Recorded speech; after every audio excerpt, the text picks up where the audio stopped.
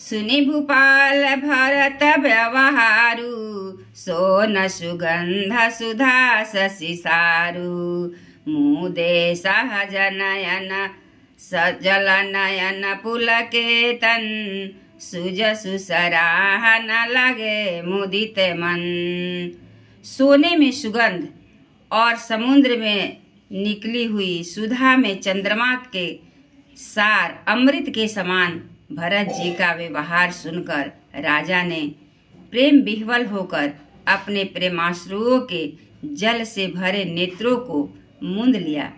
वे भरत जी के प्रेम में मानो ध्यानस्थ हो गए। वे शरीर से पुलकित हो गए और मन में आनंदित होकर भरत जी के सुंदर यश की सराहना करने लगे। सावधान सुन सुमुखी सुलोचन, भरत कथा भव बंध विमोचन। धर्मराज नैर ब्रह्म विचारु, यहाँ जथामति मोर प्रचारु। वे बोले, हे सुमुखी, हे सुनैनी, सावधान होकर सुनो। भरत जी की कथा संसार के बंधन से छुड़ाने वाली है। धर्म, राजनीति और ब्रह्म विचार, इन तीनों विषयों में अपनी बुद्धि के अनुसार मेरी थोड़ी बहुत गति है, अर्थात उनके संबंध में मैं कुछ जानता हूँ।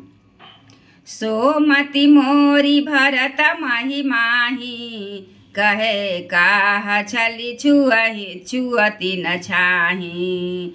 विधि गणपति अहिपति शिव शारद, कवि कोविद बुध बुद्धि विशारद। वह धर्म, राजनीति और ब्रह्म ज्ञान में प्रवेश रखने वाली मेरी बुद्धि भरत जी की महिमा का वर्णन तो क्या करे, छल करके भी उसकी छाया तक को नहीं छू पाती। ब्रह्मा जी, गणेश जी, शेष जी, महादेव जी, सरस्वती जी, कवि, ज्ञानी, पंडित और बुद्धिमान। भरत चरित कीर्ति कर तूती, धर्मशील गुण विमल विभूति। समुझत सुनत सुखद सब काहू, सुचि सुर सरी रुचि निदर सुधाहू। सब किसी को भरत जी के चरित्र, कीर्ति करने, धर्मशील गुण और निर्मल ऐश्वर्य समझने में और सुनने में सुख देने वाले हैं, और पवित्रता में गंगा जी का तो स्वाद, मधुरता में अमृत का भी तिरस्कार करने वाले हैं। निरवधि गुण निरूपमा पुरुष भरत भरत समजान। कहिय सुमेरु किसेर समा, कवि कुल मति सकुचान।